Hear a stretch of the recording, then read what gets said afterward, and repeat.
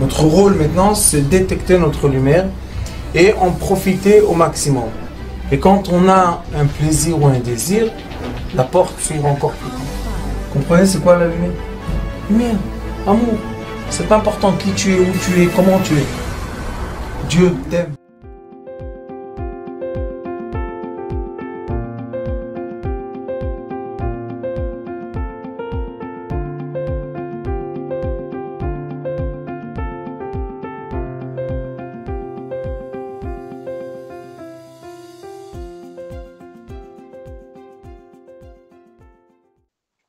Il est écrit dans la Torah, dans Bereshit, Genesis, il est écrit là-bas que Akadosh Baruch Hu, au début, il y avait Vechoshech al pnei tehom.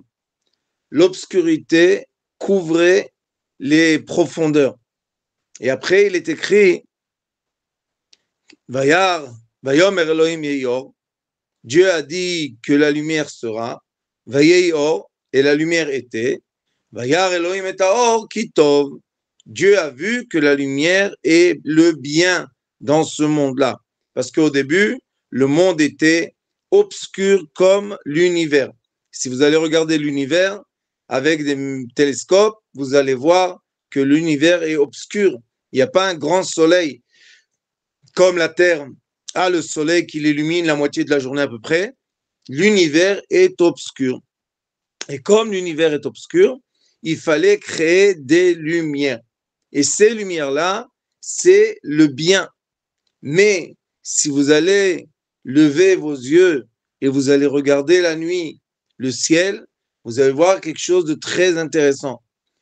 Je parle avec les yeux normaux, pas avec des appareils. Vous allez voir qu'en majorité, on voit de l'obscurité et il y a très peu de points de lumière qui sont les étoiles. Et malheureusement, aujourd'hui aussi, il y a beaucoup de satellites qui dérangent la vue des astres. Mais ce qu'il faut savoir, c'est que le peu de lumière, les petites bougies, les nérotes, comme on dit, c'est ça qui éclaire l'obscurité. Nous avons la tendance de dire que la lumière chasse l'obscurité, mais la lumière ne chasse rien du tout. La lumière, ce qu'elle fait, c'est qu'elle éclaire l'obscurité. Comment l'obscurité est éclairée par la lumière? Il est écrit dans le Zohar HaKadosh que l'obscurité choshech levush laor. L'obscurité est l'habit de la lumière. C'est ce qu'il est écrit. Cela veut dire que quand nous voyons de l'obscurité, en effet, nous voyons de la lumière en potentiel. Et comment ça se passe? Il explique le Zohar Kadosh. Choshech levush laor. L'obscurité est l'habit de la lumière. Qu'est-ce qu'on fait avec ça? On fait les gimatria. On prend la lettre Chet, qui est la première lettre de Choshech, et on va chercher la lettre qui est avant. Parce que quand on dit les vouches, ça veut dire que la lettre qui couvre. Donc on a avant le Chet, on a la lettre Zain. Avant le Shin, on a la lettre Reish. Et avant le Chaf, on a la lettre Yud. Si on lit maintenant ce qui est écrit derrière le mot Choshech, il se cache le mot Zeri. Zeri, c'est aussi le mot Razi. Ce sont mes secrets. On va prendre la lettre Zain et on va la décomposer. La lettre Zain, c'est 7 en Gimatria. On va la décomposer en 6 jours de la semaine et un jour du Shabbat. Et on va avoir Aleph et Vav. Donc, on va avoir maintenant remplacé la lettre Zain. Vous allez avoir Aleph, Vav, Reish, Yud. Le mot Ori, ma lumière. En effet, l'obscurité qu'on voit dans ce monde, c'est juste un habit de la lumière. Et maintenant, la grande question est, qu'est-ce qu'on doit faire pour dévoiler les lumières? Dit le Hari Akadosh dans son livre Etz Chaim, il dit que le but de la création, Le but de cette création maintenant, ça s'appelle Olam HaTikun, le monde de la réparation. Le but du monde de réparation, c'est de retrouver les lumières qui ont été avalées ou bien couvertes par l'obscurité. Et la grande question que tout le monde se pose est comment faire ce travail? Parce que chaque être humain sur Terre, et je dis en exprès le mot être humain, chaque être humain sur Terre, Baruch Hashem, véhicule sa neshama, l'âme. Et l'âme est une partie de la lumière de l'infini de Hashem Yitbarach. Donc nous avons en nous la lumière, et cette lumière se comporte comme un aimant. Et quand on se rapproche avec une bougie, pas avec des grandes flammes, une petite bougie, quand on allume une petite bougie dans une chambre obscure, nous voyons deux choses. Un, c'est que la lumière de la bougie illumine en sphères. Il se crée des sphères de lumière. Je vous propose un jour de faire cet essai, rentrer dans une chambre obscure et allumer une bougie. Vous allez voir que c'est très, très, très intéressant, le comportement de la lumière et surtout des sphères lumineuses qui contournent la flamme de la bougie. Donc, est-ce qu'on doit chercher les lumières dans ce monde obscur qui s'appelle Olam Asiya? Est-ce qu'on doit chercher les lumières avec des grandes flammes, avec beaucoup de feu, ou bien, au contraire, on doit chercher les lumières avec des petites bougies? Dans la fête de Hanouka, Baruch Hashem, on sait, Baruch Hashem, que la petite flamme qui a été allumée dans le temple, elle a tenu pendant 8 jours, jusqu'à quand que les Kohanim emmènent encore une fois le Shemen Katit, l'huile d'olive, de la première goutte qui sortait de l'olive. Et cette lumière qui a été illuminée par les Kohanim, par les prêtres au temple, c'est elle qui nous a donné la lumière. Et cette lumière-là, c'est une préparation à quoi? Nous avons encore une fête dans laquelle il est écrit Ner. C'est quoi cette fête? Il est écrit Or le Yudaled, la veille du 14 de Nissan, Botkin et Achametz, on va chercher le pain azim, le pain levé, Botkin et Achametz, le Or Aner, à la lumière de la bougie. Ça veut dire le Chametz, qu'est-ce qui représente le pain levé? Il représente la sphère gonflée d'obscurité. Parce que si vous prenez le pain levé et vous le serrez, vous allez voir qu'il reste rien du tout presque. Donc c'est quoi le pain levé? C'est beaucoup d'air, beaucoup d'obscurité et très peu de matière. C'est quoi le pain azim? Le pain azim, c'est une pâte qu'on a enlevé presque tout ce qu'il y avait comme air. On a tout enlevé et il nous reste le pain azim tel qu'il est, qui représente aussi les bonnes midotes de l'être humain. Les mauvaises midotes, que ça rejoint ce qu'on étudie ensemble, Sharik Doucha, c'est l'orgueil. Comme vous vous rappelez, on a parlé de l'orgueil, c'est la racine des mauvaises midotes. Et c'est quoi la racine des bonnes midotes? Ça s'appelle la anava, c'est quand quelqu'un il est humble. Maintenant, comment on va chercher l'obscurité en nous? Il est écrit, les or aner, tu vas prendre la lumière de la bougie et avec ça, tu vas aller chercher le pain levé. Tu ne vas pas chercher le pain levé avec beaucoup de feu. Tu vas pas faire ça. Pourquoi? Parce que c'est un travail qui est un travail très personnel et qui est un travail très intérieur. C'est comme quelqu'un qu'on le laisse parler et que tout seul, il passe l'auto-guérison, il se comprend, il s'entend, ou bien quelqu'un qu'on n'arrête pas de le juger et l'attaquer. Vous comprenez que quand quelqu'un, on l'attaque, il se coince, il se braque, il ne laisse pas pénétrer. Mais quand quelqu'un, on vient avec lui dans la gentillesse, il nous permet tout doucement et il se permet surtout de s'ouvrir. Il est écrit, les sages nous disent, est mort la racha, tzadik ata. Quand tu vois quelqu'un qui est racha, qui est méchant, qu'est-ce que tu vois en face de toi en effet? Tu vois un grand ballon rempli d'obscurité. Il n'y a pas de gens méchants.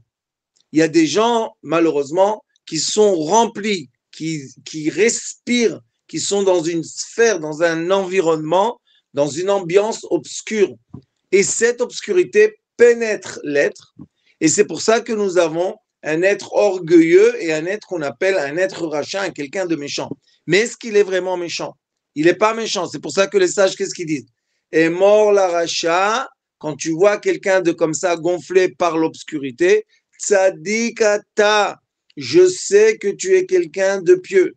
Et le roi David, il a dit dans les psaumes de Teilim, Istakel al mekomo veneno od. Si tu vas regarder le bien qu'il y a chez chaque être humain, tu ne trouveras plus le méchant de l'être humain. Et comme nous sommes dans un monde polaire, c'est sûr et certain que chacun de nous, on a une partie de quelqu'un de très pieux, mais n'oubliez pas, nous sommes dans le monde couvert, nous sommes dans le monde des clipotes, dans le monde des écorces. Dans ce monde-là, pour arriver aux fruits, il faut éplucher l'écorce. Qu'est-ce qu'est l'écorce de la lumière? Ça s'appelle Chosher, l'obscurité. Et quand on veut arriver à pénétrer, à trouver l'homme pieux qu'il y a dans chaque être humain, puisque ça n'existe pas, il est écrit à Markulam Tzadikim, les êtres humains, ils sont tous des gens pieux, mais le problème, c'est quelle est l'atmosphère dans laquelle ils vivent, qu'est-ce qu'ils respirent dans leur être, et qu'est-ce qui va faire cette respiration, cet oxygène, qu'est-ce qu'elle va faire? Il y a malheureusement l'oxygène obscur, et il y a, avec l'aide de Dieu, l'oxygène illuminé. Comment on va passer de l'oxygène obscur à l'oxygène illuminé? Est-ce qu'on va faire des grandes choses? Est-ce qu'on va se battre? Est-ce qu'on va gagner? Est-ce qu'on va faire des guerres? Non. Qu'est-ce que les sages nous disent? Ner Hashem Nishmat Chaim. La bougie divine, c'est l'âme de vie. La bougie, une petite bougie. Et c'est pour ça que les sages nous ont dit, Mutav me'at bekavana, me'arbot belo kavana. Mieux est faire peu d'actions avec une bonne intention que, et c'est quoi l'intention? C'est la pensée et la lumière, que faire beaucoup d'actions sans bonnes intentions.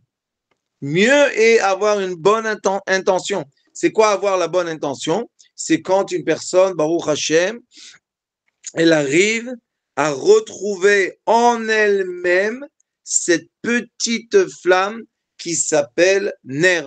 Et Ner, c'est les initiales en hébreu Nun Vereish, et le Zohar Kadosh dit que c'est ou Nefesh Ruach ou Neshama Ruach.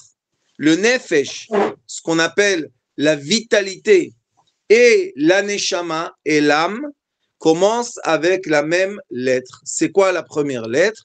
Nun. Nun en Gimatria, c'est 50. Et la petite Gimatria de Nun, c'est la lettre Hei, le 5. Cette lettre Hei, ce sont deux lettres que nous avons dans le nom divin. Le Yud, le Hei, le Vav et le Hei. On a la lettre 10, la lettre 5, la lettre 6 et la lettre 5. Et le vrai rôle de l'être humain, comme il est écrit dans le Zohar Kadosh, est de connecter le Hei céleste avec le Hei terrestre, ou bien l'intelligence, la mère céleste, avec la fille terrestre qui est la royauté, Bina Malchut. Qui fait cette connexion? Ça s'appelle le Zeir Anpin, le petit visage qui s'appelle la lettre Vav. Et maintenant, on va se poser une question. Si c'est ce qu'on doit faire, une connexion entre le premier Hei et le deuxième Hei du nom divin, quel est le problème? Voilà, on est en forme de lettre Vav. Et maintenant, on va juste être là, on va connecter. Est-ce que ça suffit? Non. Pourquoi? Il est écrit dans les écritures du roi Salomon, et c'est emmené ce que je vous dis dans le Talmud, Masechet Brachot. Qu'est-ce qu'il est écrit? Il y a deux versets qui disent, ils sont contraires les uns aux autres. Un verset dit, Matza Isha, Matza Tov. Tu as trouvé ta femme, tu as trouvé ton bien. Et un autre verset dit, Motse ani mar mimavet Isha. Je vois, je trouve que la femme est plus amère que la mort. Alors, tous les sages, ils disent, tu es le même sage, tu es le roi Salomon. Comment une fois tu m'écris que Matza Isha, Matza Tov, voilà, j'ai trouvé la femme, j'ai trouvé mon bien, et dans un autre endroit, tu m'écris Motse ani mar mimavet. Quand j'ai trouvé la femme, c'est plus amer que la mort. C'est contradictoire, ça ne marche pas. Alors, disent les sages comme ça. Quelle est la différence? On va chercher la différence dans les psukim, dans les deux versets. Dans le mot motse ve matza, dans le mot j'ai trouvé, je trouve ou bien j'ai trouvé. Dans ce mot-là, nous avons une très grande différence qui est une grande clé pour comprendre comment, avec quel outil on peut retrouver les lumières qui sont cachées dans l'obscurité. Quand il a dit Motse ani mar mimavet, c'est avec un vav. Motse, il y a le vav, il y a l'orgueil. Quand l'être humain a de l'orgueil en lui, tout ce qu'il trouve en face de lui est amer comme la mort. Et on avait parlé de ça, si vous vous rappelez la semaine dernière, quand on a parlé que le Rambam Akadosh Bilchot Deot explique, c'est quoi la maladie d'une personne? C'est quand il goûte tout amer. Et quand on a le goût amer, c'est parce que Motse ani mar mimavet. Moi, je suis dans l'orgueil, moi, je suis dans l'envie de régner sur les autres, et toutes ces mauvaises midotes, tous ces mauvais caractères, c'est eux qui nous font les problèmes. Alors, quelle est la solution? Matza Isha. Matza, c'est quoi? Il a trouvé la femme. Et là-bas, dans le mot Matza, il n'y a plus la lettre Vav. Quand la personne, Baruch Hashem, s'efface, la personne est humble, la personne accepte, la personne baisse sa tête, alors Matza Isha, Matzato. Il voit la femme, il voit le bien en face de lui. Question, est-ce que c'est la même femme? Réponse qui va vous énerver, oui. Alors pourquoi une fois je dis qu'elle est le bien et une fois je dis qu'elle est amère comme la mort? Qu'est-ce qui s'est passé? C'est en moi. Je vois d'après ce que je suis. Si je suis dans l'orgueil, si vous vous rappelez, Rabbi Chaim Vital nous a expliqué, le problème de l'orgueil, c'est quoi? Qu'on ne fait pas ses volontés. Lo osim retsono. Quand on ne fait pas ce que je veux, parce que je veux, et tout le monde doit être mes serviteurs, alors qu'est-ce qui se passe? Comme c'est impossible que tout le monde fasse ce que tu veux, même les grands dictateurs, pas tout le monde fait ce que l'on veut, ce qu'ils veulent, alors qu'est-ce qui se passe? La vie devient pour ces gens-là amère comme la mort. Mais si quelqu'un, Baruch Hashem, comme nous a enseigné Morichaim, mon cher maître, Morichaim Ben Yosef, Roland Zatzouka, comme il m'a enseigné, la volonté doit être de ne plus rien vouloir. J'ai en moi les forces de volonté, je vais les utiliser pour ne vouloir de plus rien vouloir. Donc, quand je veux plus rien, chaque petite chose qu'on fait pour moi, c'est le bien. Quand je veux beaucoup, les petites choses qu'on fait pour moi, ça suffit pas. Est-ce que la personne en face de moi a fait la même action? Bien sûr. Ah, pourquoi une fois j'ai ressenti le goût amer comme la mort et une fois j'étais content, c'était bien? C'est mon positionnement, ma conscience qui fait ça. Comment on se travaille cette force d'annulation? Les or aner, on allume une bougie. Et les sages nous disent, je ne sais pas si vous savez, Mais la vraie mitzvah, le vrai commandement qu'on a pour Hanouka, c'est pas manger les soufganiotes ou manger les vivotes et grossir. C'est pas du tout ça. La mitzvah qu'on a, c'est d'allumer la bougie. C'est ça la vraie mitzvah. להדליק את הנר, מדליקים את הנרות, אשר קידשנו מצוותיו וציוונו, להדליק נר של חנוכה. Et pourquoi il n'a pas été écrit להדליק נרות חנוכה? Beaucoup de bougies de Hanouka? Non. Le ner de Hanouka. Et qu'est-ce que fait cette bougie? Tous les jours, on rajoute, mais la bracha on fait sur la bougie qu'on a rajoutée aujourd'hui. Parce que cette bougie-là, Baruch Hashem, qu'est-ce qu'elle fait? Les sages disent qu'il faut être assis une demi-heure en face des bougies et regarder la lumière des bougies.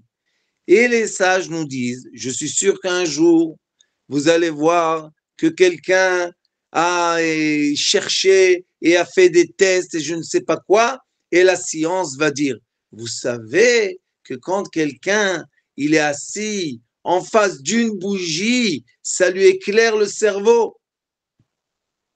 Ça lui allume le cerveau.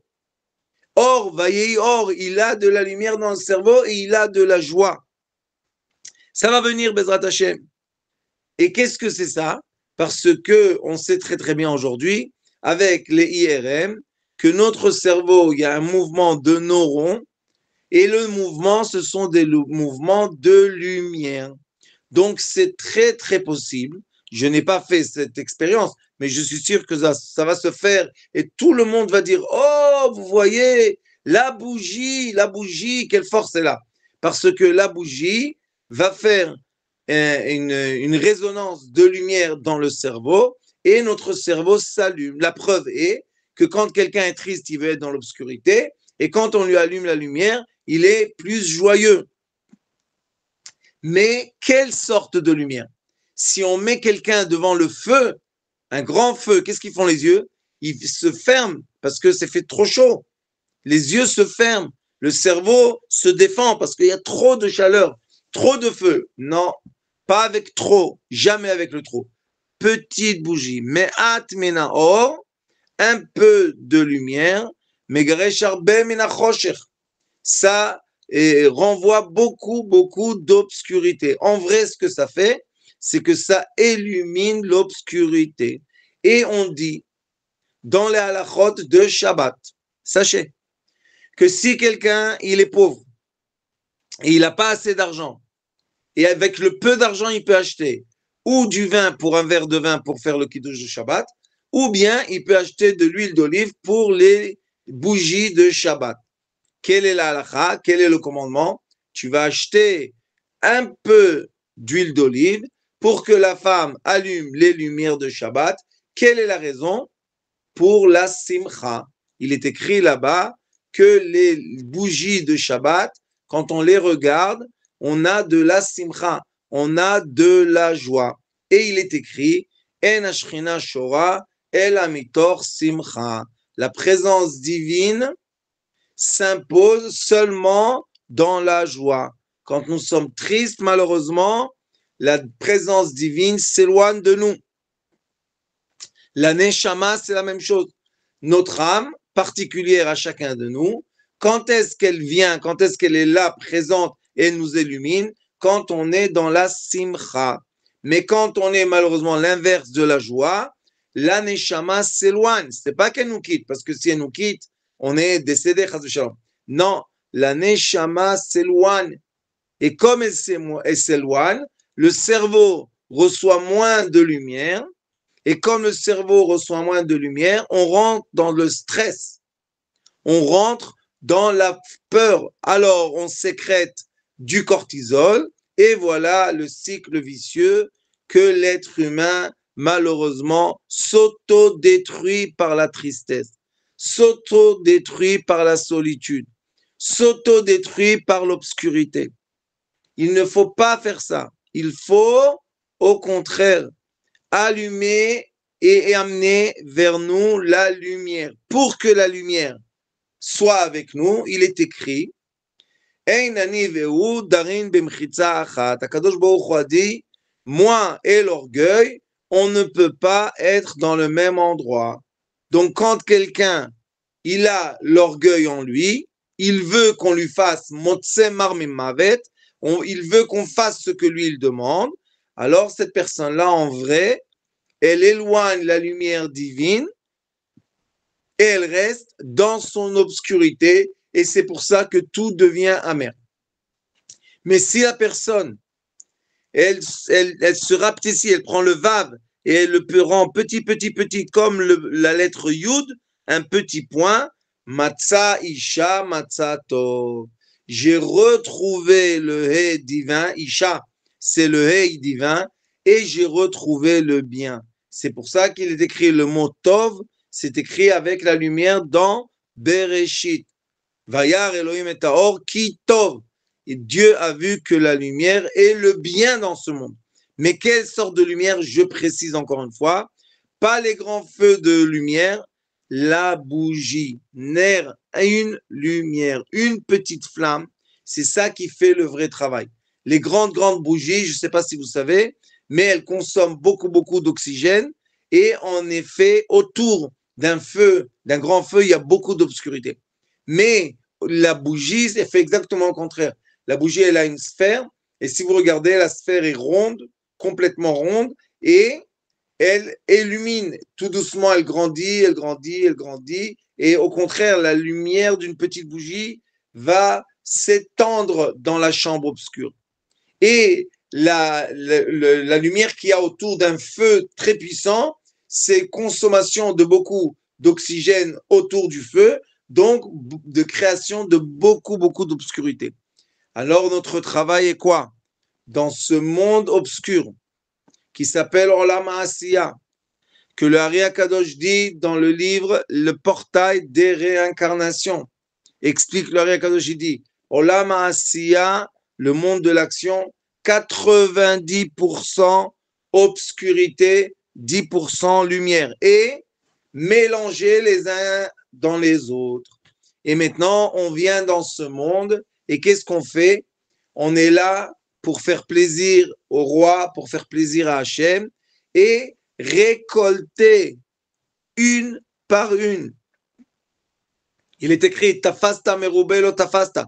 Tu vas attraper beaucoup, tu n'as rien attrapé. Non, le travail est, c'est pour ça qu'on a besoin de beaucoup de patience. Le travail est de récolter une étincelle après l'autre. Une petite flamme. C'est pour ça que tous les jours de Hanouka, on aurait pu, le premier jour et le 8e jour, allumer toute la Hanoukia. Non. Mosif, oler ve mosif. Tous les jours, tu rajoutes une flamme. Pourquoi pas tous? Je peux tout allumer. Non, parce que c'est pas la façon qu'on peut récolter les lumières pour rendre à Kadosh Baruch Hu les lumières qui ont été avalées et cachées et couvertes dans ce monde obscur. Donc, pour arriver à faire ce travail, vous voyez que la solution qui est écrite dans les livres est Ner et la petite bougie. Et sans aucun doute, il est écrit dans le Zohar HaKadosh que quand on allume une bougie, c'est sûr que quand on allume les bougies de Hanouka, c'est vraiment pour se rappeler des bougies qui étaient allumées dans la menorah, qui était la sagesse dans le temple. Mais le Zohar HaKadosh dit que quand on allume une bougie, il y a beaucoup de traditions dans le monde entier que pour se rappeler de l'âme de quelqu'un, on allume une bougie. Le Zohar HaKadosh dit que quand on allume la bougie à la mémoire de quelqu'un qui a été décédé, une partie, une petite étincelle de lui illumine dans l'endroit. C'est pour ça qu'il y a beaucoup de gens qui illuminent, comme nous on fait pour Morichaim et pour d'autres, on allume les bougies et les bougies, il n'est pas écrit d'allumer le feu ou faire des grandes choses. Non, sauf pour Rabbi Shimon bar Yochai, il écrit que sa neshama est tellement grande qu'on allume, Baruch Hashem, des grands feux. Mais en vrai, il faut allumer la bougie. Et quand on allume la bougie, Ner Adam, on allume la neshama de cet être humain. Et il est écrit dans le Zohar Kadosh, très important, il est écrit qu'il y a, je ne sais pas si vous savez, mais il y a des hommes qui disent que la femme, elle fait pas attention au temps. Donc, comme elle fait pas attention au temps, ils restent à la maison et ils lui disent, allez, allume, allume, allume, blablabla. Des cris et des énervements et des choses. Vous savez qu'est-ce qu'il dit le Zohar Kadosh? Il dit, au lieu de rester chez toi et t'énerver pour regarder la montre quand est-ce que la femme, elle a allumé les bougies, va avant la prière, va à la synagogue. Et qu'est-ce que tu dois faire là-bas? On dit Shira Shirim. C'est quoi le cantique des cantiques? On se rappelle de l'amour qu'il y a entre l'homme et la femme, et entre Israël et Akadosh Baruch Hu, et entre les âmes et Hashem Yitbarach. On a dans Shira Shirim la connexion par l'amour à Ava. Donc, qu'est-ce qu'il dit le Zohar Kadosh? Au lieu que la femme, avec la bougie de Shabbat qu'elle illumine, tu reçois de la lumière, elle illumine ça avec la tristesse parce que tu cries sur elle, tu t'énerves avec elle. Alors, qu'est-ce que tu as fait? Tu t'es éteint ta sagesse. Écoutez bien, ce sont des paroles très profondes. Tu as éteint ta propre sagesse. Comme, malheureusement, quand on crie sur un enfant, l'enfant se ferme, il s'éteint et qu'est-ce qui se passe? L'obscurité l'avale. Et après, on se pose des questions. Comment des gens sortent du bon chemin de la vie? Eh bien, regardez dans leur histoire, vous allez voir qu'ils ont eu des moments de traumatisme, de peur, des moments de beaucoup, beaucoup de peur et d'angoisse. La peur et l'angoisse, c'est la fermeture.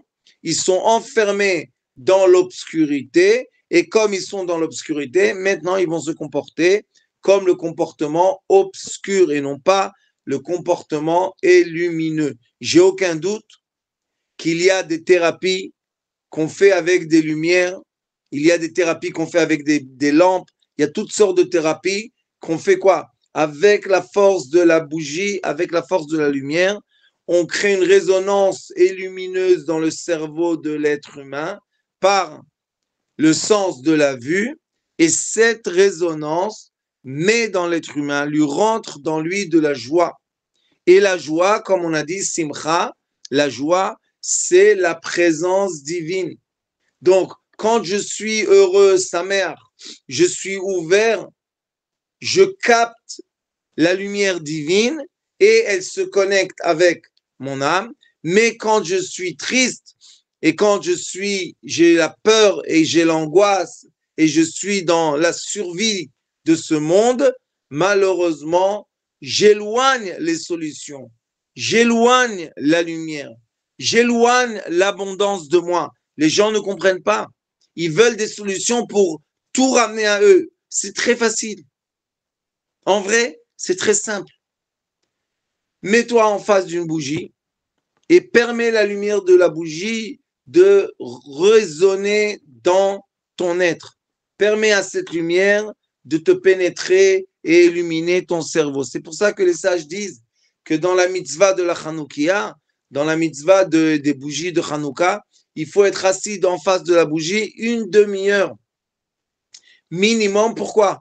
Pour que la lumière de la bougie m'éclaire ma conscience. Je répète, la lumière d'une bougie éclaire le cerveau de l'être humain. Et quand le cerveau de l'être humain commence à être éclairé, Baruch Hu ou Baruch Shemo, nous avons la présence divine qui s'impose dans notre vie. Et quand la présence divine est là, tout est là. Et quand la présence divine n'est pas là, rien n'est là.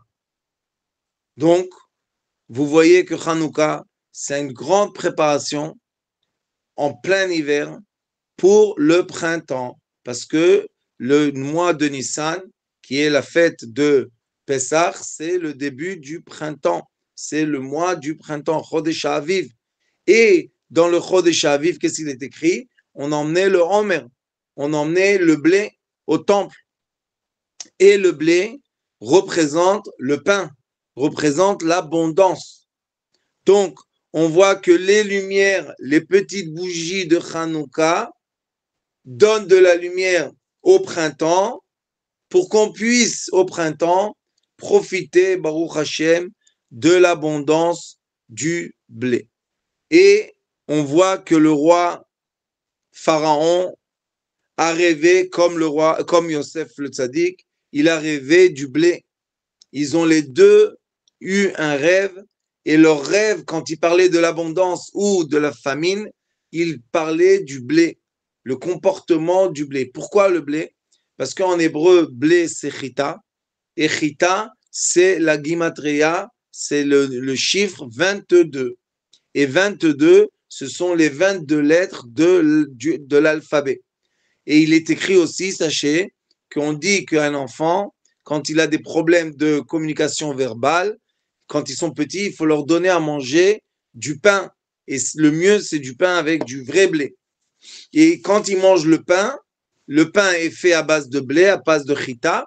Et Baruch Hashem, ça augmente leur possibilité verbale de parler. J'ai fait beaucoup de fois cet essai, pas cet essai, cette réfoua. Et Baruch Hashem, on a vu que vraiment les enfants ont commencé à parler. C'est très, très impressionnant.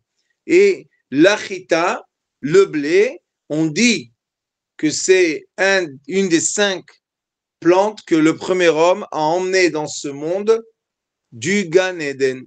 On dit qu'il a emmené le vin, la vigne, le blé. Il y en a qui disent qu'il a emmené aussi les hadassim. Il y a 5 plantes qu'il est écrit dans Zohar HaKadosh qu'il a emmené avec lui du Gan Eden Elyon au Gan Eden Tarton, qu'il a emmené du paradis céleste au paradis terrestre. Donc, on voit que la lumière, la bougie de Hanouka a une influence magnifique sur la bougie de Pessah avec laquelle on va chercher dans l'obscurité tout ce qu'on peut illuminer. Et regardez comme c'est beau. C'est pas que la Torah nous dit tu dois brûler. Il dit non, illumine les or aner. À la lumière de la bougie, tu pourras réparer tout ce qui est du pain levé et de l'orgueil. Tu peux pas réparer avec le feu, avec le mal. Tu peux pas réparer. Et après, quand tu as trouvé les bouts de pain, oui, ça, tu les brûles pour qu'ils n'existent plus. Mais pour les trouver, une petite mèche. Quand on veut s'approcher de quelqu'un, tout doucement, tout à petit, pas l'envahir, pas l'étouffer, jamais, jamais, jamais. Venir tout doucement, avec une petite bougie, qu'il ait pas mal aux yeux, qu'il soit pas trop aveuglé par la lumière. Dit le Rambam Akadosh que quand une personne au milieu de la journée sort d'une chambre obscure, elle ouvre la porte, elle voit le soleil, elle peut vraiment s'aveugler, que Dieu nous en préserve. Alors il faut ouvrir tout doucement, que la lumière pénètre tout doucement. Après, les yeux s'habituent à la lumière, le cerveau s'habitue, Baruch Hashem, et on peut sortir à l'extérieur. Donc cette histoire de lumière, c'est quelque chose de très, très, très fondamental dans la vérité.